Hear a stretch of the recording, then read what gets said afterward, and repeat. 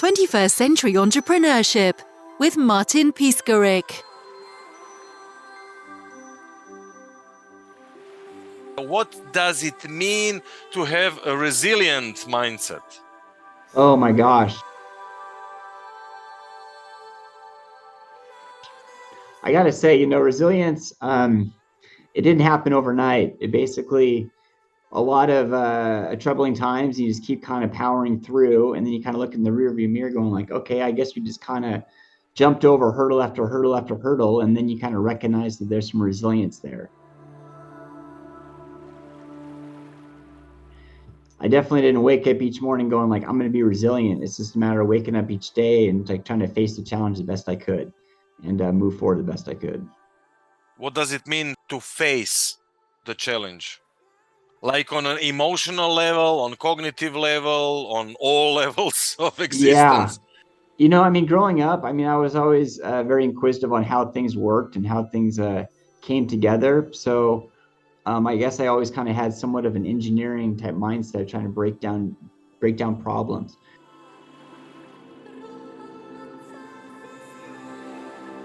So whatever that problem is, whatever that challenge is, at first it can be very, very overwhelming. And then it's just a matter of like trying to step back and then analyze it, try to break it into smaller pieces, and then have small victories over the smaller pieces. And then you can actually get over that mountain, which just seemed to be unclimbable at one point. Why is it necessary for disabled individuals to develop a strong mindset? Oh, wow. Boy, great question. And I don't know if I necessarily have an answer for that one. I think we're all people. Life is challenging as it is. That's just the way life is. I think we're all on our own individual path, and I think we need to do everything we can to try to get down that path. I think we can do a lot more working together. But as a disabled man, I guess, as a wheelchair user, I would say there are definitely things that are harder for me that may not be that may be really easy for others. I wasn't always in a wheelchair. I broke my neck when I was a teenager. So reflecting back on growing up, there were a lot of things that I could do that I can really no longer do now. And I took for granted, being able to, pinch my fingers, being able to pick up like a pencil or whatever, just so easily be able to write my name without any trouble. But life continues on, and we got to do the best we can. So having that resilience, having that ability to face that challenge as a disabled person, I really don't have a choice. But I lean into it and get through it. For all of us that are in much better position than you are, what is the message for everyday life? Not only business, everyday life. Wow. I would just say life is just so precious. Life is a blessing. I look back when I first broke my neck, I remember being in the hospital and really feeding myself negative talk and saying things like, it's not worth living if you can't walk, or saying things like, why me? Why did this happen to me? Which is a really unanswerable question. And somewhere along the lines, why me turned into why not me? Meaning that if there's a challenge, like maybe I'm the one that needs to try to get through this. It was kind of a self-motivation for me to be able to move forward. Like not forgetting the past, but being able to look back on the past and use it as more of an instrument to learn from and then pay those lessons forward. So, my message to anybody, disabled or not, it's really reflecting on life truly is a blessing. May it be easy, may it be hard. And we really have to take each day for what it is and do the most we can with it.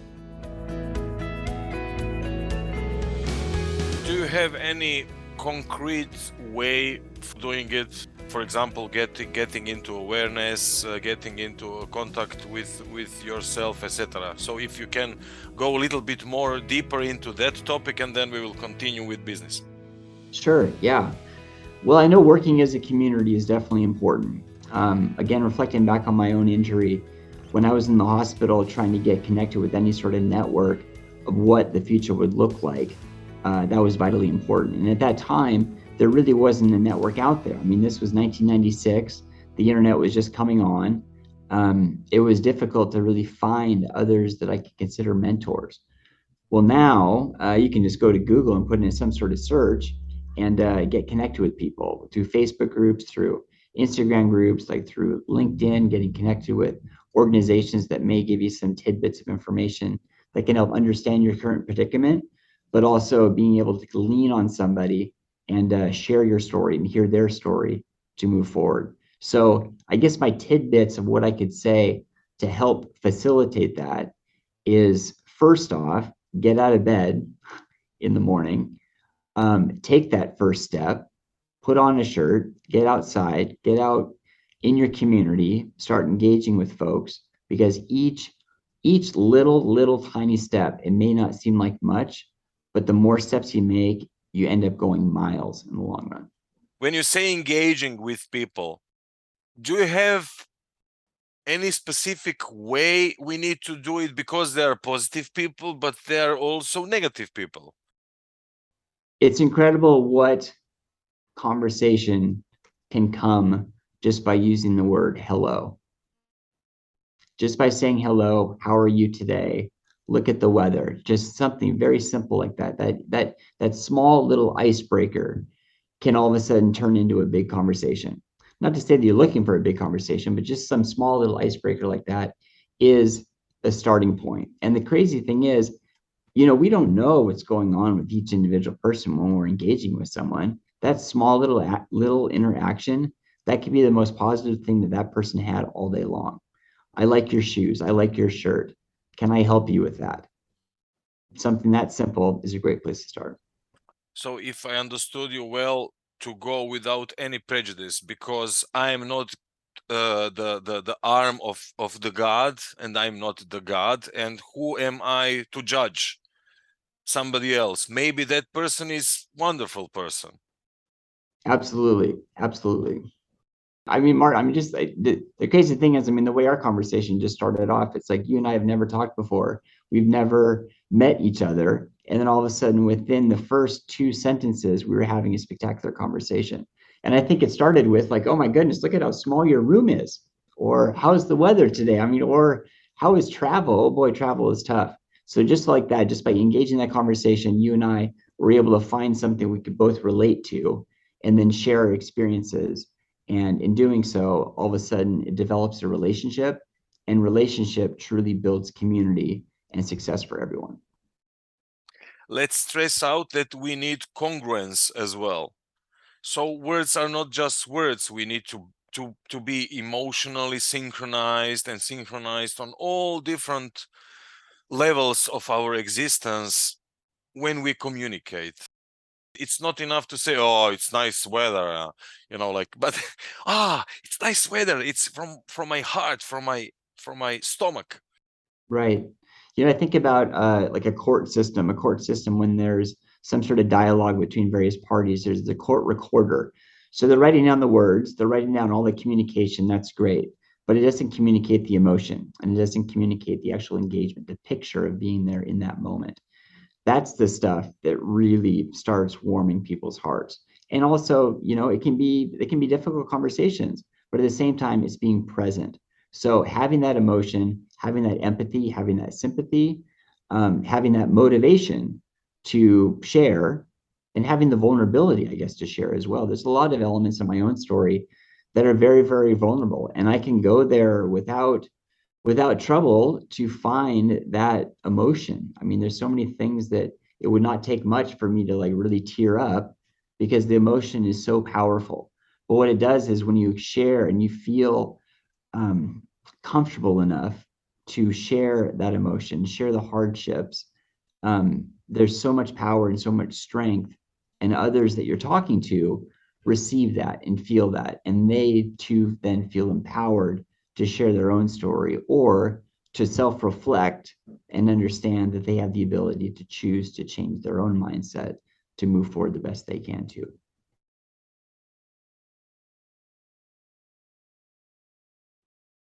Can you go a little bit more into some of obstacles that can get in the way of developing a resilient mindset? Right. Well, I mean, reflecting on my own story, I remember being in the hospital and things were just going slow.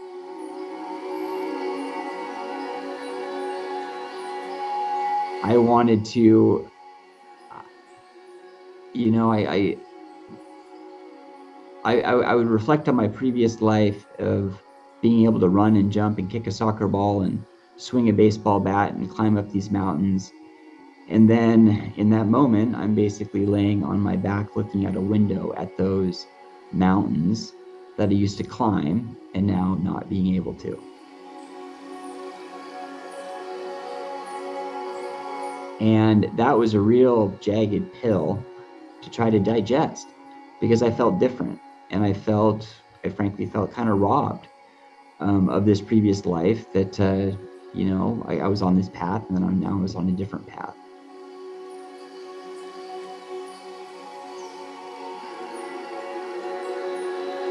So I really had to leverage. There were a lot of folks around me that continued to see potential in me, but I had to look really deep to try to find that potential in myself.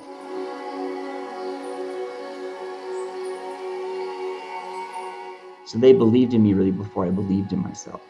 But somewhere along the lines, it just really scared me of the path that I was on, and I had to choose to change.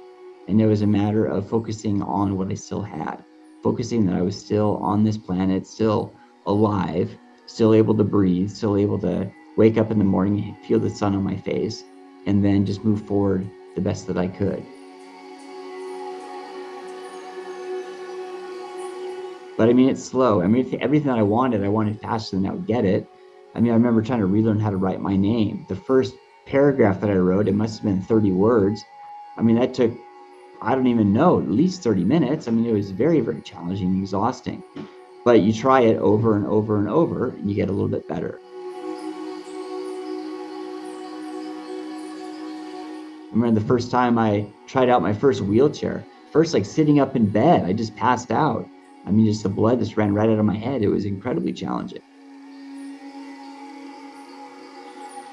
You get in the wheelchair, like, okay, well, I'm going to push myself 10 feet. I'm like, all right, well, tomorrow I'll push 11 feet. So I think about like just really continuing with life. And obviously, like, life is very challenging for everybody. You just got to identify where you're at and make small goals to move forward, because those small goals compounded over time really turn into big goals.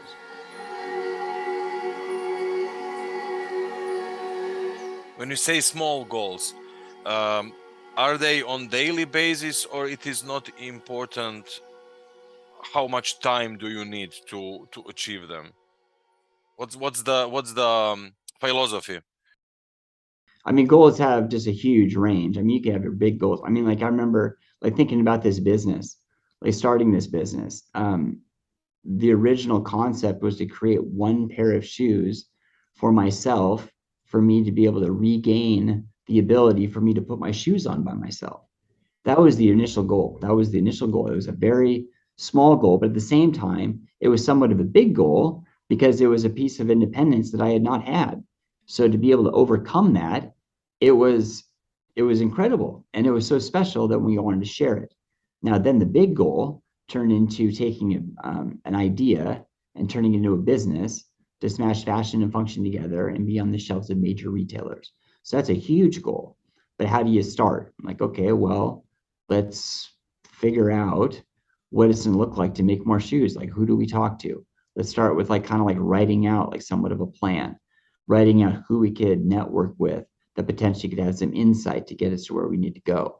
So the small goals were basically developing the plan and making that plan more granular. But the big goal, obviously, is going to be the mission and the vision to try to get to that end state.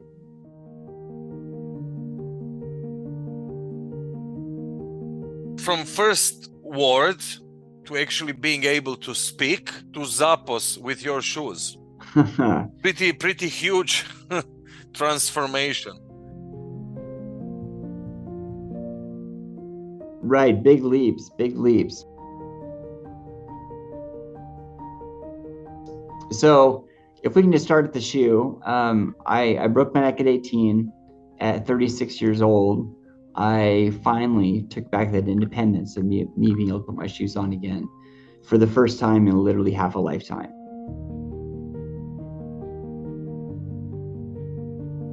And the moment really was so special, we knew we had to share it. And we didn't really know what that meant. So for us to start, what we did was we made a Kickstarter campaign. It was a crowdfunding, vehicle to be able to get exposure through our own network, to be able to, one, kind of experiment to see if what we had in mind was going to be a viable option, if people were going to like gravitate to the brand, if they were excited about the idea, and also to generate some revenue to be able to move forward to the next big step. So from that Kickstarter campaign, we went out and manufactured 4,200 pairs of shoes, and we got those. And unfortunately, the manufacturer we were working with did not do a good job. And those 4,200 pairs of shoes, 80% of them ended up being bad. What a setback. What a setback indeed. Yeah, Oh it was God. a huge gut blow, financial setback. It was incredibly challenging to try to overcome that. But what that did was it forced us to go out and find better manufacturing, better relationships. And through that, they could have said no, but instead they said yes. And we were able to double down our money, just really take another leap of faith. And that is what got us into Zappos and Nordstrom. A better product, working with more reputable sources, and then also being able to get in the room and share the story with the buyers of these major retailers. Again, they could have said no, but instead they said yes, and they gave us a chance, and we delivered.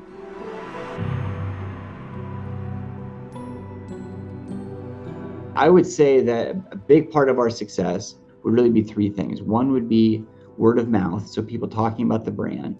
Two, relationship, like getting in these networks to be able to get in the rooms, have the right conversations with the right people. But third is mentorship.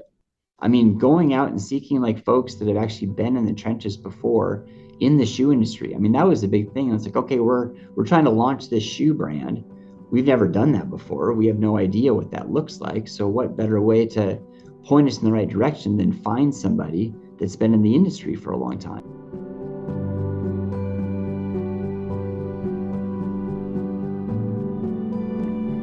And they can share their ideas, and from those ideas, then we can kind of move forward small.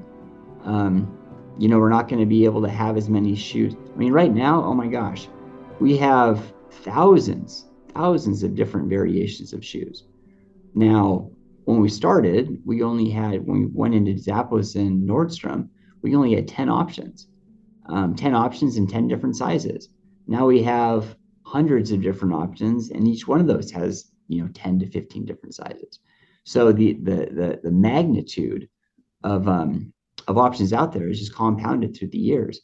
But we had to start small to really test the market, especially since we'd already failed once before. We had to be responsible and move forward accordingly.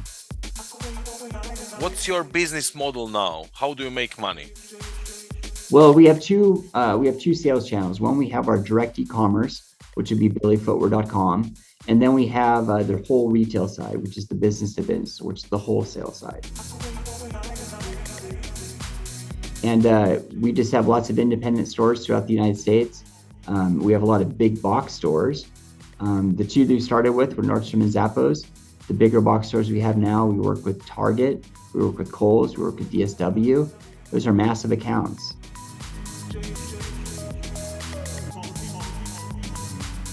We also have retail partners up in Canada and throughout Europe.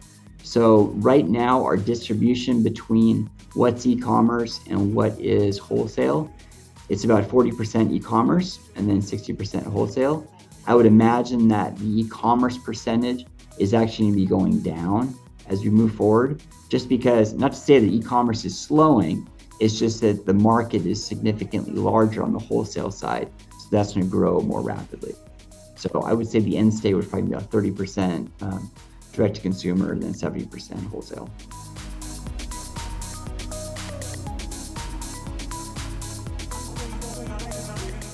What does it mean, universal design, in relation to your shoes, of course? So universal design, I love that question, because it's a question that I knew growing up, being an engineer, working as a mechanical engineer for the Federal Aviation Administration. It was a term that meant that it's a facility or a space that everyone can go in there and be successful. May it be equipment, may it be people, everyone can navigate that space without trouble. So we took that same term and applied it to fashion. What we wanted to do is bring something to market that had the fashion, had the function that anybody could use and anybody could enjoy it. Now, it was a term that I'd never seen applied to fashion. Our brand gets really touted as an adaptive brand, kind of pigeonholed in that space. But we can satisfy the adaptive market, but we certainly are not constrained by it.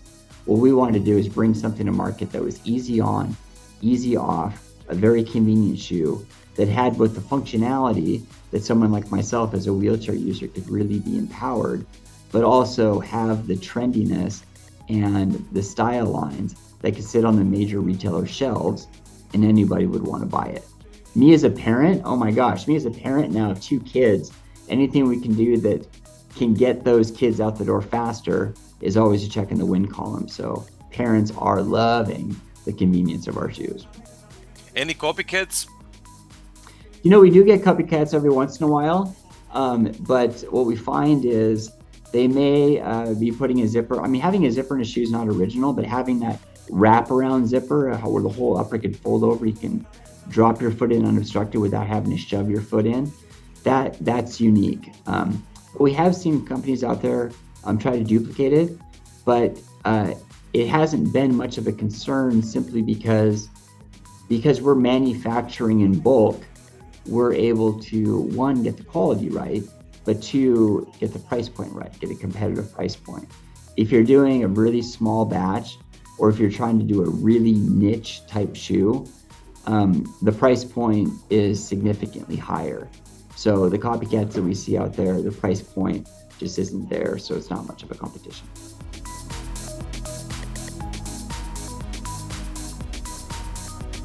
What kind of communication do you have with your customers?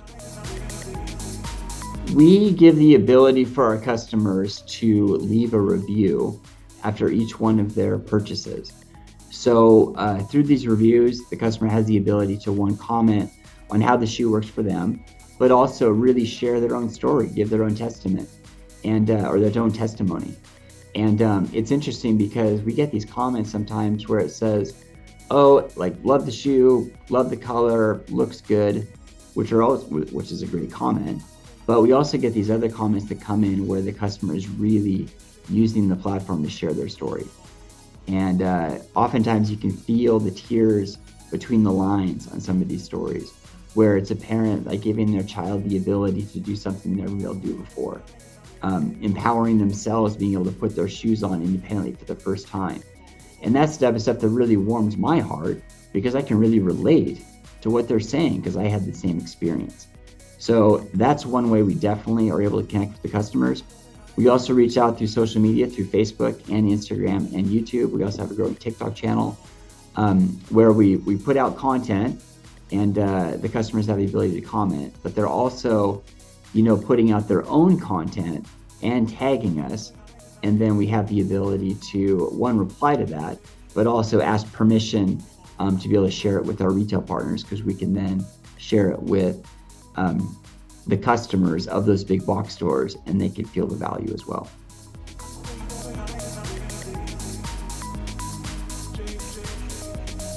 What is happiness for you now after those transformations that you went through? I am a happy person. I mean, I grew up as a happy person. I grew up in a wonderful household, a very supporting and loving family. And I just got thrown a curveball. I really did. I mean, a 3-story header to concrete, breaking my neck and breaking my back, getting a spinal cord injury in both places. That really, really threw me for a loop. And that sent me to a very dark place. And when I was there, I had a very difficult time seeing out of that fog. But I will say, as soon as I was able to kind of see beyond the situation that I was in, I was able to reflect and really crunch the numbers. I mean, a 3-story headfirst fall to concrete, the likelihood of you surviving that is pretty low. So the fact that I just survived it and still had the ability to live another day, come this October 9th, I've been on 26 years of bonus time.